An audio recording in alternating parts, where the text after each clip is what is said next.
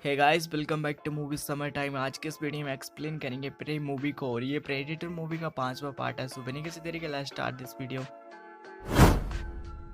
Movie के starting में 1719 का समय दिखाया जाता है, जहाँ पर कमांची कबीले की एक लड़की होती है जिसका नाम है नारू। नारू को सपना था कि वो भी एक दिन बहुत बड़ी शिकारी बने, पर उस समय की लड़की ये काम नहीं करती थी। पर नारू कुछ अलग ही टाइप की बंदी थी, वो कुछ अलग ही करना चाहती थी। अब एक दिन वो अपने कुत्ते के साथ हिरन का शिकार करने के लिए चली जाती है, पर उसका कुत्ता एक ट्रैप में फंस जाता है। नारू अपने कुत्ते को जैसे जैसे वहां से बाहर निकालती है, पर वहां पर उसे बादल के गरजने की आवाज सुनाई देती है। पर मौसम तो बिल्कुल साफ था, फिर कैसे बादल गरजने लगे उसको ये सब कुछ समझ नहीं आता है। पर वो एक प्रेडिएटर का शिप होता है। इसके बाद नारू के भाई टाबे को दिखाया जाता है, जो नारू को तीर चलाना सिखा रहा होता है। नारू से बताते हैं कि मैंने आसमान में कुछ साइन देखा है और अब मैं भी शिकार करने के लिए तैयार हूँ। पर टाबे कहते हैं कि क्या तुम सच में तैयार हो शिकार करने के लिए? तुम्हें सबसे पहले उसका शिकार करना पड़ेगा जो तुम्हारा शिकार कर सकता है। ये सुनते ही नारू ठान लेती कि अब वो भी एक बहुत बड़ा शिकारी बनेगी, अपने से ताकतवर जानवर का शिकार करेगी। इसके बाद नारू अपने कबीले में वापस चली जाती है, जहाँ उसकी मॉम उसे कहती है कि तुम और भी बहुत सारे काम कर सकती हो, ये शिकार करना तुम्हारे बस से बाहर है, लड़कियां ऐसा काम नहीं करती हैं। पर तभी टाबे वहां आ जाता अपने शिकार लेकर। उसकी मॉम उसे ऑरेंज टोट्स के लेने भेज देती है। इसके बाद दिखाया जाता है प्रेडिएटर शिप, जहाँ प्रेडिएटर पहली बार अर्थ पे आता है। नारू ऑरेंज टोट्स ला रही होती तभी उसे बताया जाता है कि क्लोई ने उसके कबीले के एक लड़के के ऊपर हमला कर दिया है। नारू भी ठान लेती है कि मैं उस शेर का शिकार करके रहूंगी और वो अपने कबीले वालों के साथ चली जाती है। दूसरी तरफ प्रेडेटर वहां आकर यह देख रहा होता है कि यहाँ पर सबसे ताकतवर चीज कौन सी है, ताकि वो उसे मार सके। सबसे पहले वो एक सांप का शिकार करता है। दूसरी तरफ नारू उस घायल बंदे का इलाज करती है जिसे शेर ने घायल किया था, और वो अपने भाई से कहती है कि मैं भी उस शेर का शिकार करूंगी। पर टाबे उसे वहां से जाने के लिए कहता है, पर नारू कहाँ मानने वाली थी। नारू को वहां पे सांप की खाल भी दिखती है और बहुत बड़े बड़े पंजों के निशान भी दिखते हैं, और वो समझ जाती है कि ये कुछ और ही चीज है। इसके बाद वो शेर का शिकार करने के लिए एक प्लान बनाती है और वो पेड़ के ऊपर चढ़ जाती है। पर जैसे शेर वहां पे आता है, वो डर के मारे पेड़ से नीचे गिर जाती है और वो बेहोश हो जाती है वहीं पर ही। और जब उसकी आंख खुलती है तो वो अपने घर में होती है और उसकी मोमो से कहती है कि तुम बेहोश हो गई थी और तुम्हारा भाई तुम्हें यहाँ लेकर आया है और अब वो शेर का शिकार करने गया है। इसके बाद टाबे शेर का शिकार करके वापस आ जाता है और सभी बहुत ज्यादा खुश होते हैं और उसकी तारीफ भी करते हैं। पर नारू को ये सब कुछ अच्छा नहीं लगता और वहां से जाने लगती है। पर टाबे से रोक कर पूछता है कि तुम्हें क्या हो गया है? तो नारू कहती है कि मुझे यहाँ पर कोई कुछ नहीं समझता, मैं भी एक शिकारी बनना चाहती थी, पर यहाँ पर लड़कियां शिकार नहीं कर सकती हैं, वो तो बस घर का काम ही कर सकती हैं। पर ऐसा नहीं चलेगा, मैं एक शिकारी बन के ही रहूंगी। नारू को बहुत ज्यादा बुरा लगता है और वो अगले दिन अपने कुत्ते के साथ निकल जाती है शिकार करने के लिए। वहाँ पर उसे हरे रंग का खून भी दिखाई देता है और साथ ही बहुत बड़े बड़े पंजों के निशान भी दिखाई देते हैं। दूसरी तरफ प्रेडेटर एक वुल्फ का शिकार करता है और उसकी रीढ़ की हड्डी के साथ उसका सर धड़ से अलग कर देता है, जो प्रेडेटर का ट्रेडमार्क है। वहीं दूसरी तरफ नारू भी शिकार करने की कोशिश करती है। वो एक रस्सी को लेती है और उससे अपने हथियार को बांधकर शिकार करने लगती है, ताकि उसे बार बार अपने हथियार को उठाना ना पड़े। वो एक छोटे जानवर का शिकार करती है, पर उसे तलाश थी उस जानवर की जिसका पैरों के निशान उसे जंगल में देखे थे और जिसका खून का रंग हरा था। अगले दिन वो मरी हुई जंगली भैंसों को देखती है और वो सोचती है कि यह सब कुछ किसने किया। भाव से कुछ गोलियां में मिलती है। इस जंगल में और भी बहुत सारे शिकारी रहते थे और शिकार करने के लिए खुले घूम रहे थे, और साथ ही साथ प्रेडेटर भी खुला घूम रहा था शिकार करने के लिए। इसके बाद नारू जैसे आगे बढ़ती है, वो एक दलदल में जाकर फंस जाती है। वो जितना उससे बाहर निकलने की कोशिश करती है, वो उतना ही अंदर धंसती जाती है, पर वो जैसे तैसे वहां से बाहर निकल ही जाती है। इसके बाद उसे एक भालू दिखता है जो मरे हुए हिरन का मांस खा रहा होता है। नारू उस भालू का शिकार करने लगती है, पर भालू उसे देख लेता है और वो उसी पर हमला कर देता है। भालू उसे मारने ही वाला होता है, पर तभी वहाँ पर प्रेडेटर आ जाता है और वो उस भालू को बीच से ही चीर देता है। यह देखकर नारू की तो फटके हाथ में ही आ जाती है और वो वहाँ से भागकर जंगल में चली जाती है। पर प्रेडेटर ने उसे देख लिया था तो उसकी नजर उसी पर होती है। नारू को जंगल में दूसरे कबीले वाले मिलते हैं और वो उनसे सारी बात बताती है कि मैंने उस राक्षस को देख लिया है, उस मॉन्स्टर को देख लिया है, और उन्हें कुछ भी समझ नहीं आता और वो दूसरे कबीले की होती है, इसलिए वो उसे बांध कर वहाँ से ले जाने लगती है। प्रेडेटर यह सब कुछ देख रहा होता है और वो उन्हीं में से एक बंदे को मार डालता है। नारू बहुत ज्यादा डर जाती है और वो अपनी रस्सी को काट कर वहाँ से भागने लगती है। प्रेडेटर एक एक करके के सभी को मारने लगता है, पर नारू खेतों में छुपे एक लड़के के साथ वहां से भाग जाती है और प्रेडिएटर भी उनके पीछे ही पड़ा होता है उनका शिकार करने के लिए। प्रेडिएटर उस लड़के को मार देता है और नारू का पैर एक जाल में फंस जाता है। ये जाल उन्हीं लोगों ने लगाया था जिन्होंने जंगल में भैंसों को मारा था। वो लोग नारू को पकड़ लेते हैं और एक पिंजरे में बंद कर देते हैं। तभी उसके पास एक लड़का आता है और उससे पूछता है कि तुम कमांची कबीले की लड़की हो ना, तुम उस क्रीचर के बारे में क्या जानती हो? जो भी जानती हो मुझे सब कुछ बताओ। पर नारू से कुछ भी नहीं बताती है। वो लोग नारू के भाई को पकड़ के ले आते हैं और उसे जान से मारने की धमकी भी देते हैं। इसके बाद वो लोग उन दोनों को एक पेड़ के साथ बांध देते हैं ताकि प्रेडिएटर आए और उनका शिकार करे, और तभी वो लोग उस प्रेडिएटर को अपने जाल में फंसाकर उसे मार सकते हैं। मतलब कि ये लोग उन दोनों को एक चारे की तरह यूज करने वाले थे, पर प्रेडिएटर उन दोनों को मारने के बजाय बाकी सभी का शिकार करने लगता है। यहाँ पर प्रेडिएटर पहली बार अपना इनविजिबल मोड हटाता और सभी के सामने आता है। ये देखकर नारू और टाबे के साथ साथ बाकी सभी लोगों को भी फटके हाथ में आ जाती है। वो लोग बुरी तरह से डर जाते हैं कि साला ये चीज क्या है। टाबे कहता है कि अब ये हमारा शिकार करेगा, पर नारू से बताती है कि ये हमारा शिकार नहीं करेगा क्योंकि ये उसी का शिकार करता है जो सबसे ज्यादा ताकतवर हो। मैंने पहले भी देखा है, भालू मुझे मारने ही वाला था पर ये वहां पर आकर उस भालू को मार देता है और मुझे छोड़ देता है क्योंकि मैं उसके लिए खतरा नहीं थी। अब टाबे कहते हैं कि तुम्हें पता है मैंने उस शेर का शिकार कैसे किया था? तुम्हारे प्लान के जरिए पेड़ पर चढ़कर, और हम इसे भी मार सकते हैं। तो नारू कहते हैं कि मुझे नहीं पता ये कैसे मरेगा। तो टाबे कहते हैं कि इसका खून निकल सकता है तो ये मर भी सकता है। दूसरी तरफ प्रेडिएटर का पैर एक फंदे में फंस जाता है और ये लोग सोचते हैं कि हमने इसे पकड़ लिया है, पर ऐसा नहीं होता। प्रेडिएटर बहुत ज्यादा ताकतवर होता है और वो अपने एडवांस वेपन के साथ एक एक करके सभी का शिकार कर रहा होता है। पर तभी नारू प्लान बनाती है और वो अपने हाथ में बंदी रस्सी को फंदे में फंसाकर काट देती है। इसके बाद वो दोनों वहां से भाग जाते हैं और प्रेडिएटर अपने एडवांस वेपन के साथ सभी को मार रहा होता है। ये वेपन प्रेडिएटर ने पहली बार मूवी में यूज किए हैं। इसके बाद सुबह भी हो चुकी होती है और नारू अपने कुत्ते को भी छुड़वा लेती है। दूसरी तरफ प्रेडिएटर अपने घाव पे दवा लगा रहा होता है क्योंकि उसे भी बहुत सारी चोटें लगी होती हैं। अब नारू के पास एक बंदा आता है और वो थोड़ा वो जख्मी भी होता है, इसलिए वो उससे कहता है कि तुम मेरी मदद करो और मैं तुम्हें बंदूक चलाना सिखाऊंगा। नारू वैसे ही करती है, उसका इलाज करती है और वो उसे गन चलाना सिखा देता है। पर तभी वहाँ पर प्रेडिएटर आ जाता है और उस बंदे को मार देता है। अब नारू को कुत्ता उस पर हमला करने लगता है, पर जैसे प्रेडिएटर उस कुत्ते को मारने लगता है तभी वहाँ पर टाबे आ जाता है और वो प्रेडिएटर के सिर पे हमला कर देता है, जिससे उसका मास्क नीचे गिर जाता है और उसका निशाना चूक जाता है क्योंकि जहाँ उसके मास्क की डायरेक्शन होगी वहीं वेपन एम होंगे। इसके बाद प्रेडिएटर अपना मास्क पहन लेता है और नारू उसके सामने आ जाती है। प्रेडिएटर का सारा ध्यान नारू पे होता है और तभी टाबे उस पर अपने भाले से वार करता है, जिससे प्रेडिएटर घायल हो जाता है। टाबे बहुत ज्यादा फुर्तीला था, इसलिए प्रेडिएटर अपना इनविजिबल मोड ऑन कर लेता है और वो आसानी से टाबे को मार देता है। नारू ये देखकर बहुत ज्यादा डर जाती है और वो वहाँ से भाग जाती है। नारू को बहुत ज्यादा दुख होता है क्योंकि उसका भाई मर चुका होता है, पर अब वो उस प्रेडिएटर से बदला लेना चाहती है। वो उसे किसी भी हालत में मौत के घाट उतारना चाहती होती है। नारू चुपके से प्रेडिएटर के सिर पे गोली मारती है, जिससे उसका मास्क नीचे गिर जाता है और नारू उस मास्क को उठाकर वहाँ से भाग जाती है। अब नारू एक प्लान बनाती है और एक पेड़ के ऊपर चढ़ जाती है। जैसे प्रेडिएटर वहाँ आता है नारू उस पर हमला कर देती है, पर प्रेडिएटर एक बार से कहाँ मरने वाला था। अब जैसे ही प्रेडिएटर अपने भाले से नारू को मारने वाला होता है तभी वहाँ पर उसका कुत्ता आ जाता है और वो प्रेडिएटर पे हमला कर देता है और उसका निशाना चूक जाता है, जिससे नारू बच जाती है और वो मौका मिलते ही प्रेडिएटर का हाथ काट देती है। लेकिन प्रेडिएटर फिर भी मरने वाला तो था नहीं। इसके बाद फिर से प्रेडिएटर उस पे हमला करता है, लेकिन नारू उसी का दांत तोड़कर उसी की बॉडी में घुसा देती है और वो फिर से बच जाती है। अब नारू चालाकी से उसे दलदल में गिरा देती है, पर प्रेडिएटर बहुत ज्यादा ताकतवर होता है, बहुत आसानी से वहाँ से बाहर निकल आता है और नारू पर अपने वेपन से हमला करने लगता है। पर नारू ने उसका मास्क इस तरह से रखा होता है कि उसका निशाना प्रेडिएटर के सर पे होता है और जैसे वो फायर